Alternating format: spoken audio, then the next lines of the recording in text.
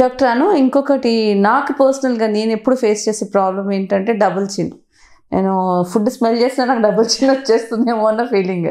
So దీనికి ఏమైనా treatments ఉన్నాయా? సో బేసిక్గా మనకి ఏషియన్ డిసెంట్ వాళ్ళకి లోవర్ ఫేసెస్ కొంచెం హెవీగా ఉంటాయి. సో మనకి ఐడియల్ ఎస్థెటిక్గా ఒక వెస్టర్న్ ఫీలింగ్ ఏంటంటే we should have those oval faces, jaw perfect jaw line రావాలి అనేది. So there are basically too many elements here. ఒకటి ఏంటంటే ఆ లోవర్ ఫేసెస్ మనకి వైడ్ జా వల్ల ఉండొచ్చు, and second time it can be because of the fat accumulation, or third it can be because of the skin sagging. So fat accumulation part ఉన్నప్పుడు మనం ఆ ఫ్యాట్ లైసిస్ చేసినప్పుడు ఆ డబుల్ చిన్ అనేది కరెక్షన్ వస్తుంది.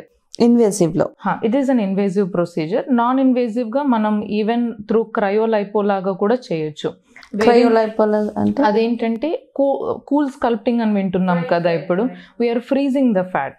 సో ఈవెన్ డబుల్ చిన్ లో కూడా we can even the freeze fat and it will help in getting digested. మన ఆర్షి క్లినిక్ లో ఆ సర్వీస్ ఉందా? మనం ఎట్ ప్రెజెంట్ చేస్తుంది అయితే ఈ క్రయోలైపోలైసిస్ ప్లేస్ లో what we're doing is Kybella and జియోలైసిస్ అని చెప్పి it is a chemical lipo anamata. So we give small boluses of injection and once in 2 months or 3 months cheste మనకి ఎలాంటి సైడ్ ఎఫెక్ట్ లేకుండా అట్ వెరీ లెస్ కాస్ట్ మనకి double చిన్ అనేది reduce అయిపోతుంది. సమ్ టైమ్స్ ఎక్కడైనా స్మాలర్ అమౌంట్ ఆఫ్ ఫ్యాట్ ఉంటేనే it works. Exactly. So మనకి ఏదైనా చిన్న చిన్న ఏరియాస్ ఉన్నాయి, రెసిస్టెంట్ ఫ్యాట్ ఏరియాస్ ఉన్నాయి, అలాంటి ఏరియాలో జస్ట్ మనం చిన్న చిన్న బోలస్ పాయింట్స్ దగ్గర మనం ఇంజెక్షన్ ఇచ్చేస్తే మనకు ఆ ఫ్యాట్ డైజెస్ట్ అయిపోయి it gives a very good look at the చిన్ లెవెల్. అంటే మళ్ళీ దానికి ఏమైనా బెడ్ రెస్ట్ లాంటిది ఏమన్నా స్వెల్లింగ్ లాంటిది? స్లైట్ స్వెల్లింగ్ అయితే ఉంటుంది. ఒక్కోసారి ఇన్ఫ్లమేటరీ రెస్పాన్స్ ఎక్కువ ఉన్నప్పుడు కొంతమందికి 2-3 వీక్స్ కూడా మైల్డ్ స్వెల్లింగ్ ఉంటుంది. 2-3 వీక్స్ ఉంటుంది. 2-3 వీక్స్ ఉంటుంది. But it is a bearable thing and over a period of time అది కంప్లీట్ గా డైజెస్ట్ అయిపోయిన తర్వాత it gives a very good look. Oh, that's wonderful. I should give it try.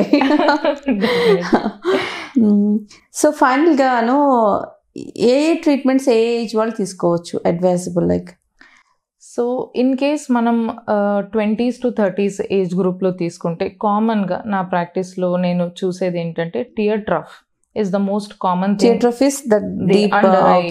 This is the most common indication. అది genetic కూడా ఉంటుంది కదా, అది కూడా క్యూర్ చేయొచ్చా? Yes, మనం even if it is a true tear trough or a pseudo tear trough, we can correct it with filler.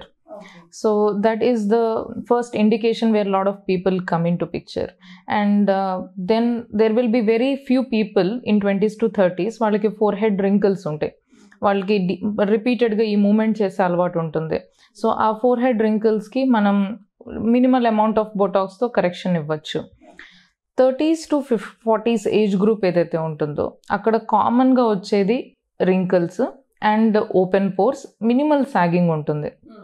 So వాళ్ళకి మనం Botox and HIFU, high intensity focused ultrasound, which is a non-invasive procedure for skin tightening. Non-invasive అంటే మనం ఎక్కడ surgery కానీ injection కానీ ఏం పెట్టకుండా only machinery తోటి ట్రీట్ చేస్తాం. So it just gives ultrasound energy. అది మన స్కిన్ లోకి వెళ్ళిన తర్వాత హీట్ ఎనర్జీ కింద కన్వర్ట్ అయ్యి స్కిన్ టైట్నింగ్ కి హెల్ప్ అవుతుంది. సో హైఫూ చేయొచ్చు, లేజర్ లాగా లైట్ ట్రీట్మెంట్, అది అల్ట్రాసౌండ్ ట్రీట్మెంట్. రేడియో ఫ్రీక్వెన్సీ వచ్చేసి it is a different energy which also gives a similar tightening effect అన్నమాట. అండ్ ఒకవేళ వాళ్ళకి ఏదైనా బ్లెమిషెస్ కానీ ఏజ్ స్పాట్ స్టార్ట్ అవుతున్నాయంటే క్యూ స్విచ్ లేజర్ స్టార్ట్ చేయొచ్చు. ఏ ఏజ్ నుంచి ఏజ్ స్పాట్స్ రావడం మొదలవుతాయి? సమ్ టైమ్స్ 30s తర్వాతే స్టార్ట్ అయిపోతాయి. కొంతమంది స్పాట్స్ అంటే చిన్న చిన్న బ్రౌన్ స్పాట్స్ లాగా వస్తాయి అన్నమాట. నోస్ మీద వస్తుంటాయి, నోస్ మీద ఉంటుంది, చీక్స్ మీద వస్తాయి. అది పిగ్మెంటేషన్ కి దానికి సంబంధం లేదు కదా? Spots is nothing but pigmentation. Okay, so it's the other name for the. అంటే పిగ్మెంటేషన్ అంటే చీక్స్ మీద బ్లాక్ గా వచ్చేసి ఉంటుంది, అది కాదా? Anything which is darker is called pigmentation. Hyper pigmentation అంటాం. Anything which is lighter hypo pigmentation అని అంటాం. సో ఏదైతే మనకి డిస్కలరేషన్ ఉంటుందో, నార్మల్ స్కిన్ కలర్ నుంచి డిస్కలరేషన్ ఏది ఉన్నా అది పిగ్మెంటేషన్, హైపర్ ఆర్ హైపో అలా ఉంటుంది. సో డార్క్ స్పాట్స్ లాగా మనకి ఫామ్ అయ్యేది హైపర్ పిగ్మెంటేషన్. దాంట్లో మళ్ళీ వేరియస్ ఫార్మ్స్ ఉంటాయి. మెలాస్మా అనే ఒకటి ఉంటుంది, ఫ్రెకల్స్ ఉంటాయి, కొంతమందికి లెంటిజన్స్ ఉంటాయి, అట్లా డిఫరెంట్ ఫార్మాట్లో ఉంటుంది. వీటికి మనం లేజర్ కానీ కెమికల్ పీల్ కానీ చేయొచ్చు. అండ్ వన్స్ మనకి డీప్ రింకిల్స్ ఫామ్ అయినాయి, వాల్యూమ్ లాస్ స్టార్ట్ అయింది అన్నప్పుడు we can do a combination of filler, Botox and HIFU or even thread lift.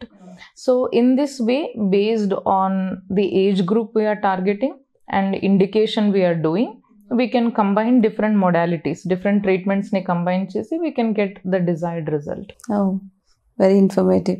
Mana Ashia clinics enni branches unnai, ekkada unnayanu? At present currently 4 centers unnai. One is in Gachibowli, Miapur, Madinaguda and in Banjara. Anni Hyderabad lone.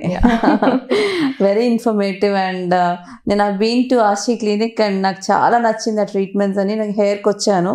యాక్చువల్గా celebrities ఏవి reveal చేయరు, కానీ I don't mind revealing it. నేను హెయిర్కి వెళ్ళాను and colour ఇంప్రూవ్మెంట్కి కూడా వెళ్ళాను. So I'm very happy and satisfied with the treatment.